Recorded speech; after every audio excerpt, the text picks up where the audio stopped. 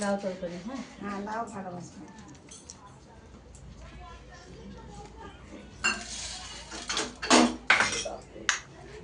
ভাত বেশি দিয়েছো নাকি? ওইটুকু ভাত খাবে না? আরে বসে থাকি তো কালীতলায় চেপে ওইটুকু ভাত খাবে। চান মাছের টকটা এতেই থাক। হ্যাঁ গরম করলে হ্যাঁ। কটা দিয়েছো? একটা দাও, মাছের মাথাটা খালি দাও। না না খাবে। ও ওটা খাবে? পারবো না। হ্যাঁ খাবে খাবে। বসে বসে খাও।